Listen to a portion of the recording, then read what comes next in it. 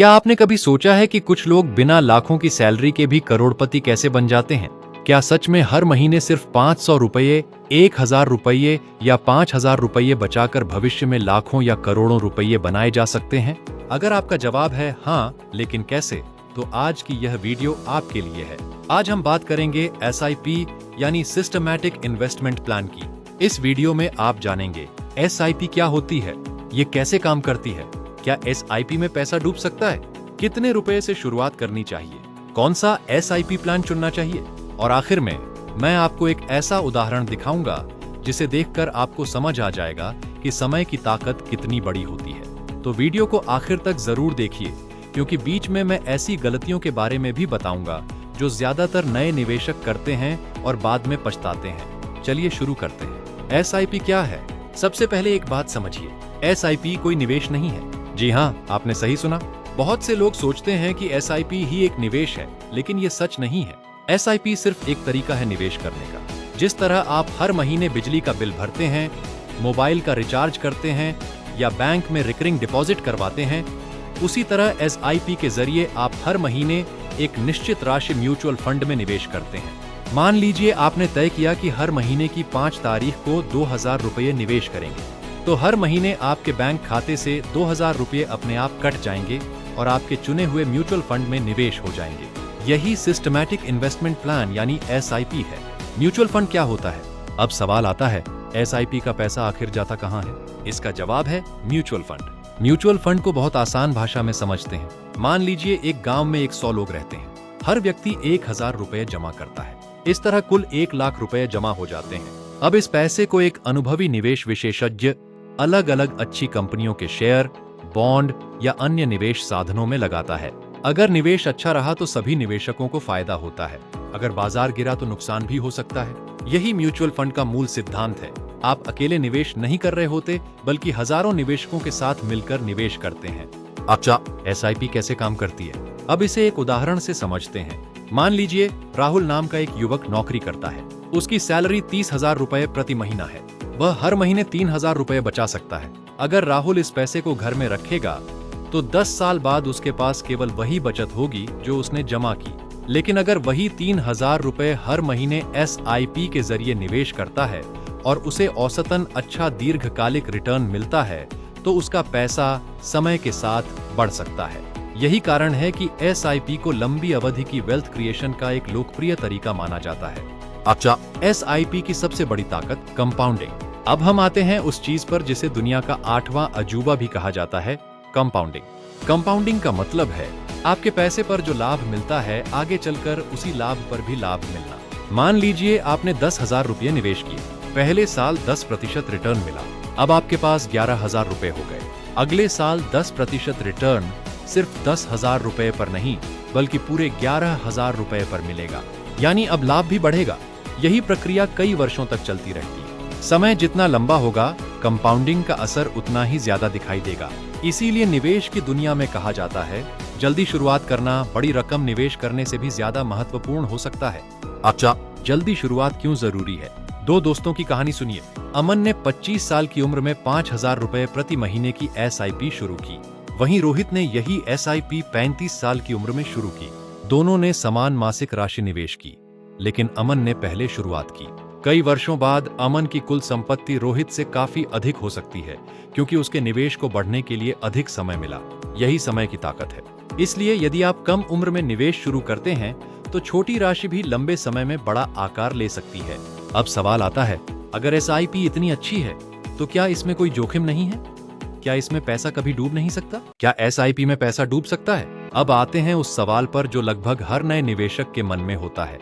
क्या SIP में पैसा डूब सकता है? इसका जवाब है हाँ, लेकिन पूरी बात समझना बहुत जरूरी है। देखिए, SIP कोई बैंक की फिक्स डिपॉजिट FD नहीं है, जहां पहले से तय ब्याज मिलता है। SIP के माध्यम से आपका पैसा मुख्य रूप से म्यूचुअल फंड में जाता है, और म्यूचुअल फंड का प्रदर्शन बाजार पर निर्भर करता है। अगर शेयर बाजार गिरता है तो कुछ समय के लिए आपके निवेश की वैल्यू भी कम हो सकती है। मान लीजिए आपने हर महीने 5000 रुपये की SIP शुरू की। 6 महीने बाद बाजार में बड़ी गिरावट आ गई। अब हो सकता है कि आपने कुल 30,000 रुपये निवेश किए हों, लेकिन आपके निवेश की वैल्यू 27,000 रुपये या 28,000 रुपये दिखाई दे। यहीं पर ज्यादातर नए निवेशक घबरा जाते हैं। वे सोचते हैं कि उनका पैसा डूब गया, लेकिन वास्तव में ऐसा नहीं होता। जब बाजार नीचे होता है तब आपकी SIP उसी पैसे में ज्यादा यूनिट खरीदती है। बाद में यदि बाजार फिर से ऊपर जाता है तो उन अतिरिक्त यूनिटों की कीमत भी बढ़ सकती है। इसी कारण लंबे समय तक निवेश करने वालों के लिए बाजार की गिरावट हमेशा बुरी खबर नहीं होती। रुपए कॉस्ट एवरेजिंग क्या होती है? अब एक महत्वपूर्ण शब्द समझते हैं, रुपए कॉस्ट एवरेजिंग। नाम थोड़ा कठिन लग सकता है, लेकिन इसका सिद्धांत बहुत आसान है। मान लीजिए पहले महीने किसी फंड की एक यूनिट 100 रुपए की है। आप 1,000 रुपए निवेश करते हैं तो आपको 10 यूनिट मिलती है। अगले महीने बाजार गिर जाता है और यूनिट की कीमत 50 रुपये हो जाती है। अब उसी 1,000 रुपए में आपको 20 यूनिट मिल जाएंगी। फिर तीसरे महीने कीमत 80 रुपये हो जाती है। इस बार आपको 12.5 यूनिट मिलती है। यानी अलग अलग कीमतों पर खरीदने से आपकी औसत खरीद लागत संतुलित हो जाती है। इसीलिए SIP को एक मुश्त निवेश की तुलना में कई लोगों के लिए अधिक आरामदायक तरीका माना जाता है। SIP के प्रमुख फायदे। अब बात करते हैं SIP के सबसे बड़े फायदों की। पहला फायदा, छोटी रकम से शुरुआत। बहुत से लोग सोचते हैं कि निवेश करने के लिए लाखों रुपए चाहिए। ये सच नहीं है। आज कई म्यूचुअल फंड में 100 रुपए, 500 रुपए या 1,000 रुपए प्रति माह से भी शुरुआत की जा सकती है। इसका मतलब है कि एक छात्र, नौकरी करने वाला व्यक्ति या छोटा व्यवसायी भी निवेश शुरू कर सकता है। दूसरा फायदा, अनुशासन। जब SIP ऑटोमेटिक हो जाती है तो हर महीने निवेश अपने आप होता रहता है। आपको बार बार सोचने की जरूरत नहीं पड़ती। धीरे धीरे बचत और निवेश आपकी आदत बन जाते हैं। तीसरा फायदा, कंपाउंडिंग। जितना लंबा समय उतना बड़ा संभावित प्रभाव। अगर आप 15, 20 या 25 साल तक लगातार निवेश करते हैं तो कंपाउंडिंग समय के साथ आपके निवेश को बढ़ाने में महत्वपूर्ण भूमिका निभा सकती है। चौथा फायदा, निवेश का तनाव कम। अगर आप हर दिन बाजार देखते रहेंगे तो हर उतार चढ़ाव आपको परेशान करेगा, लेकिन SIP में आप नियमित निवेश करते रहते हैं। इससे बाजार के समय का सही अनुमान लगाने की चिंता कुछ हद तक कम हो जाती है। SIP की सीमाएं और जोखिम। अब केवल फायदे जानना ही काफी नहीं है। हर निवेश के साथ कुछ जोखिम भी होते हैं। जोखिम नंबर 1, रिटर्न की गारंटी नहीं। कोई भी यह नहीं कह सकता कि आपको हर साल निश्चित प्रतिशत रिटर्न मिलेगा। यदि कोई व्यक्ति गारंटीड 20% रिटर्न जैसी बातें कहता है तो सावधान रहिए। जोखिम नंबर 2, जल्दी पैसा निकालना। बहुत से लोग केवल 1 या 2 साल निवेश करते हैं और फिर उम्मीद करते हैं कि उन्हें बहुत बड़ा लाभ मिल जाएगा। लेकिन इक्विटी आधारित SIP आमतौर पर लंबी अवधि के लक्ष्य के लिए अधिक उपयुक्त मानी जाती है। जोखिम नंबर 3, गलत फंड का चुनाव। सिर्फ किसी दोस्त या सोशल मीडिया की सलाह पर निवेश करना सही तरीका नहीं है। हर व्यक्ति के लक्ष्य, आय, जोखिम उठाने की क्षमता और समय सीमा अलग होती है। इसीलिए फंड चुनने से पहले अच्छी तरह जानकारी लेना जरूरी है। कौन लोग SIP शुरू कर सकते हैं? अगर आप नौकरी करते हैं, अपना व्यवसाय चलाते हैं, कॉलेज के छात्र हैं और कुछ बचत कर पाते हैं, या गृहिणी हैं और नियमित रूप से थोड़ी राशि बचा सकती हैं। दूसरा, यदि आपके ऊपर बहुत अधिक ब्याज वाला कर्ज है तो पहले उसे कम करने पर ध्यान दें। तीसरा, अपना निवेश लक्ष्य तय करें। क्या आप घर खरीदना चाहते हैं, बच्चों की पढ़ाई के लिए बचत कर रहे हैं, रिटायरमेंट की तैयारी कर रहे हैं, या सिर्फ भविष्य के लिए धन बनाना चाहते हैं? जब लक्ष्य स्पष्ट होता है तो सही निवेश चुनना आसान हो जाता है। अब एक बहुत महत्वपूर्ण सवाल बचता है, अगर मुझे आज ही SIP शुरू करनी हो तो कौन सा म्यूचुअल फंड चुनूं? क्या large cap, mid cap, small cap या इंडेक्स फंड? अब सबसे बड़ा सवाल, कौन सा म्यूचुअल फंड चुनें? अगर आपने इंटरनेट पर कभी म्यूचुअल फंड के बारे में पढ़ा होगा तो आपने ऐसे नाम जरूर देखे होंगे: large cap fund, mid cap fund, small cap fund, flexi cap fund, index fund, ELSS fund. पहली बार ये नाम देखकर ऐसा लगता है जैसे कोई बहुत कठिन विषय हो, लेकिन आज मैं इसे इतनी आसान भाषा में समझाऊंगा कि वीडियो खत्म होने तक आपको किसी भी फंड का नाम देखकर डर नहीं लगेगा। 1. लार्ज कैप फंड क्या होता है? लार्ज कैप फंड्स उन बड़ी और स्थापित कंपनियों में निवेश करते हैं जो कई वर्षों से अपना कारोबार सफलतापूर्वक चला रही होती हैं। उदाहरण के लिए ऐसी कंपनियां जिनका व्यवसाय मजबूत हो, जिनकी पहचान पूरे देश में हो और जिनकी आर्थिक स्थिति अपेक्षाकृत स्थिर मानी जाती हो। इन फंडों में उतार चढ़ाव आमतौर पर छोटे आकार की कंपनियों की तुलना में कम हो सकता है, लेकिन इसका मतलब यह नहीं कि इनमें जोखिम बिल्कुल नहीं होता। अगर आप नए निवेशक हैं और अपेक्षाकृत संतुलित शुरुआत करना चाहते हैं तो ऐसे फंडों के बारे में जानकारी लेना एक अच्छा पहला कदम हो सकता है। 2. मिड कैप फंड क्या होता है? मिड कैप फंड्स मध्यम आकार की कंपनियों में निवेश करते हैं। इन कंपनियों में भविष्य में तेजी से बढ़ने की संभावना हो सकती है, लेकिन इनके साथ जोखिम भी लार्ज कैप की तुलना में अधिक हो सकता है। अगर बाजार अच्छा चलता है तो बेहतर रिटर्न की संभावना बन सकती है, लेकिन बाजार कमजोर होने पर इनमें गिरावट भी अधिक हो सकती है। 3. स्मॉल कैप फंड क्या होता है? अब बात करते हैं स्मॉल कैप फंड्स की। ये छोटी कंपनियों में निवेश करते हैं। इनमें सबसे अधिक उतार चढ़ाव देखने को मिल सकता है। कभी तेजी से बढ़ सकते हैं तो कभी बड़ी गिरावट भी आ सकती है। इसलिए केवल ऊंचे संभावित रिटर्न देखकर निवेश करना समझदारी नहीं है, जोखिम को समझना भी उतना ही जरूरी है। 4. Flexi cap fund. Flexi cap fund का मतलब है लचीलापन। फंड मैनेजर बाजार की परिस्थितियों के अनुसार बड़ी, मध्यम और छोटी तीनों प्रकार की कंपनियों में निवेश कर सकता है। यही इसकी सबसे बड़ी विशेषता है। 5. Index fund. अगर आप बिल्कुल शुरुआती निवेशक हैं तो आपने इंडेक्स फंड का नाम भी सुना होगा। इंडेक्स फंड किसी शेयर बाजार सूचकांक इंडेक्स का अनुसरण करने की कोशिश करता है। इसमें फंड मैनेजर का उद्देश्य बाजार को हराना नहीं, बल्कि उसके प्रदर्शन के करीब रहना होता है। इसी कारण इनके खर्च एक्सपेंस रेशियो कई बार सक्रिय रूप से प्रबंधित फंडों की तुलना में कम हो सकते हैं। नए निवेशकों के लिए कौन सा विकल्प बेहतर हो सकता है? अगर आप बिल्कुल शुरुआत कर रहे हैं और आपको बाजार की ज्यादा जानकारी नहीं है, तो कई निवेशक कम लागत वाले व्यापक इंडेक्स फंड या अच्छी गुणवत्ता वाले डाइवर्सिफाइड इक्विटी फंड पर विचार करते हैं। लेकिन अंतिम निर्णय हमेशा आपकी उम्र, आय, लक्ष्य, निवेश अवधि और जोखिम उठाने की क्षमता पर निर्भर होना चाहिए। कितनी एसआईपी करनी चाहिए? ये सवाल भी बहुत पूछा जाता है। क्या 500 रुपए, 1000 रुपीज, 5000 रुपीज या 10,000 रुपए? इसका कोई एक सही जवाब नहीं है। सही जवाब है जितना आप बिना आर्थिक दबाव के हर महीने नियमित रूप से निवेश कर सकें। अगर आपकी आय कम है तो 500 रुपए से भी शुरुआत करना बिल्कुल ठीक है। अगर आय बढ़ती है तो एसआईपी भी धीरे धीरे बढ़ाई जा सकती है। इसे स्टेप अप एसआईपी कहा जाता है। स्टेप अप एसआईपी क्या होती है?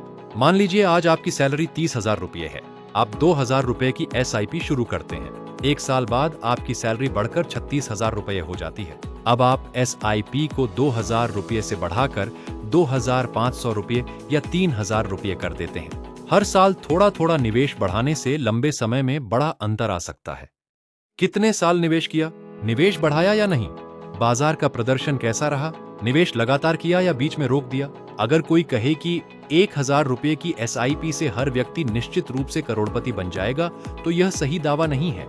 लंबी अवधि, नियमित निवेश और संभावित बाजार रिटर्न, इन सभी का असर अंतिम परिणाम पर पड़ता है। शुरुआती लोग सबसे बड़ी गलतियां क्या करते हैं? गलती नंबर 1, दूसरों को देखकर निवेश करना। गलती नंबर 2, हर गिरावट में एसआईपी बंद कर देना। गलती नंबर 3, रोज अपना पोर्टफोलियो देखना। गलती नंबर 4, बिना लक्ष्य के निवेश करना। गलती नंबर 5, एक साथ बहुत सारे फंड खरीद लेना। गलती नंबर 6, सोशल मीडिया के 100% गारंटी वाले दावों पर भरोसा करना। गलती नंबर 7, निवेश से पहले इमरजेंसी फंड न बनाना। गलती नंबर 8, कर्ज होने के बावजूद बड़ी एसआईपी शुरू कर देना। गलती नंबर 9, धैर्य खो देना। गलती नंबर 10, सीखे बिना निवेश करना। एक महत्वपूर्ण बात याद रखिए, एसआईपी कोई जादू नहीं है, यह एक आदत है। यह आपको रातों रात अमीर नहीं बनाती, लेकिन अगर आप अनुशासन, धैर्य और लंबी अवधि के साथ निवेश करते हैं तो समय के साथ यह आपकी वित्तीय यात्रा में महत्वपूर्ण भूमिका निभा सकती है। अब सवाल, एसआईपी शुरू कैसे करें? अगर आपने इस वीडियो का पूरा हिस्सा देखा है तो अब आपके मन में एक ही सवाल होगा, ठीक है, अब मुझे एसआईपी शुरू करनी है, लेकिन शुरुआत कैसे करूं? घबराइए मत, यह प्रक्रिया उतनी कठिन नहीं है जितनी पहली नजर में लगती है। आइए इसे बिल्कुल आसान भाषा में समझते हैं। स्टेप 1, अपना लक्ष्य तय करें। सबसे पहले खुद से पूछिए, मैं निवेश क्यों करना चाहता हूं? क्या मैं अपना घर खरीदना चाहता हूं? बच्चों की पढ़ाई के लिए पैसा जमा करना चाहता हूं? रिटायरमेंट की तैयारी कर रहा हूं? या सिर्फ भविष्य के लिए धन बनाना चाहता हूं? जब आपका लक्ष्य स्पष्ट होगा तब सही निवेश अवधि और जोखिम का स्तर तय करना आसान होगा। याद रखिए, बिना लक्ष्य का निवेश ऐसा है जैसे बिना मंजिल के सफर। स्टेप 2, अपनी मासिक बचत तय करें। बहुत से लोग एक गलती करते हैं, वे अपनी पूरी बचत निवेश कर देते हैं। ऐसा कभी मत कीजिए। पहले अपने जरूरी खर्च लिखिए, फिर थोड़ी राशि आपातकालीन फंड के लिए अलग रखिए। उसके बाद जो पैसा आराम से हर महीने निवेश कर सकते हैं, उसी से SIP शुरू कीजिए। याद रखिए, छोटी SIP शुरू करना बड़ी SIP शुरू करके बीच में बंद करने से कहीं बेहतर है। स्टेप 3, KYC पूरा करें। भारत में म्यूचुअल फंड में निवेश करने के लिए KYC नो योर कस्टमर आवश्यक होती है। इसके लिए आमतौर पर ये दस्तावेज चाहिए होते हैं: PIN कार्ड, आधार कार्ड, बैंक खाता, मोबाइल नंबर, ईमेल ID। आजकल अधिकांश प्लेटफॉर्म पर KYC ऑनलाइन भी पूरी की जा सकती है। स्टेप 4, सही म्यूचुअल फंड चुनें। फंड चुनते समय केवल पिछले साल का रिटर्न मत देखिए, इन बातों पर भी ध्यान दीजिए। फंड का उद्देश्य, जोखिम का स्तर, निवेश की अवधि, expense ratio, at your fund का लंबी अवधि का प्रदर्शन, क्या यह आपके लक्ष्य से मेल खाता है। याद रखिए, जो फंड आपके दोस्त के लिए सही है, जरूरी नहीं कि वही आपके लिए भी सही हो। स्टेप 5, SIP शुरू करें।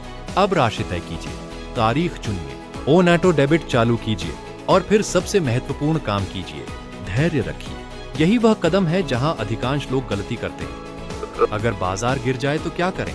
मान लीजिए आपने SIP शुरू की, 3 महीने बाद बाजार 20% गिर गया। अब आपके सामने 2 रास्ते हैं। पहला, घबरा जाइए, SIP बंद कर दीजिए, निवेश निकाल लीजिए। दूसरा, समझिए कि बाजार में उतार चढ़ाव सामान्य बात है। अगर आपका लक्ष्य कई वर्षों का है और आपकी आर्थिक स्थिति ठीक है, तो केवल गिरावट देखकर निर्णय लेना हमेशा सही नहीं होता। ऐसे समय में कई अनुभवी निवेशक अपने दीर्घकालिक लक्ष्य पर ध्यान बनाए रखते हैं। क्या SIP से गारंटी के साथ अमीर बन सकते हैं? ये सवाल शायद इस वीडियो का सबसे महत्वपूर्ण सवाल है। उत्तर है नहीं। कोई भी यह गारंटी नहीं दे सकता कि SIP आपको निश्चित रूप से करोड़पति बना देगी, क्योंकि बाजार का भविष्य कोई नहीं जानता। लेकिन इतिहास यह दिखाता है कि लंबे समय तक अनुशासित निवेश, नियमित बचत और धैर्य ने कई निवेशकों को अपनी वित्तीय यात्रा में आगे बढ़ने में मदद की है। SIP शुरू करने से पहले 5 सुनहरे नियम। पहला, उतना ही निवेश करें जितना लंबे समय तक जारी रख सकें। दूसरा, हर गिरावट से डरकर SIP बंद मत करें। तीसरा, हर साल अपनी आय बढ़ने पर SIP बढ़ाने की कोशिश करें। चौथा, कम से कम 5 से 10 साल की सोच रखें, अगर आपका लक्ष्य दीर्घकालिक है। पांचवा, सीखते रहिए, ज्ञान सबसे अच्छा निवेश है। पूरी वीडियो का सार, तो आइए पूरी वीडियो को एक बार दोहराते हैं। हमने जाना, SIP कोई निवेश नहीं बल्कि निवेश करने का तरीका है। म्यूचुअल फंड क्या होता है, कंपाउंडिंग कैसे काम करती है, रुपए कॉस्ट एवरेजिंग क्या है, SIP के फायदे और जोखिम क्या हैं, कौन सा म्यूचुअल फंड किस प्रकार के निवेशक के लिए उपयुक्त हो सकता है, SIP कैसे शुरू करें, और सबसे महत्वपूर्ण, निवेश में सफलता का सबसे बड़ा राज है अनुशासन, धैर्य और समय। क्लोजिंग, अगर आज की वीडियो से आपको कुछ नया सीखने को मिला हो तो इसे अपने दोस्तों और परिवार के साथ जरूर शेयर कीजिए। हो सकता है आपकी एक शेयर किसी की वित्तीय जिंदगी बदलने की शुरुआत बन जाए। अगर आप निवेश, शेयर बाजार, म्यूचुअल फंड, पर्सनल फाइनेंस और पैसे से जुड़ी आसान और भरोसेमंद जानकारी चाहते हैं तो हमारे चैनल को सब्सक्राइब करना न भूलें। वीडियो पसंद आई हो तो लाइक जरूर करें और कमेंट में बताइए आप अपनी पहली SIP कितने रुपए से शुरू करना चाहेंगे। 500 रुपए, 1000 रुपए, 5000 रुपए या उससे ज्यादा। मैं आपके सवालों के जवाब देने की पूरी कोशिश करूंगा। धन्यवाद। मिलते हैं अगली वीडियो में।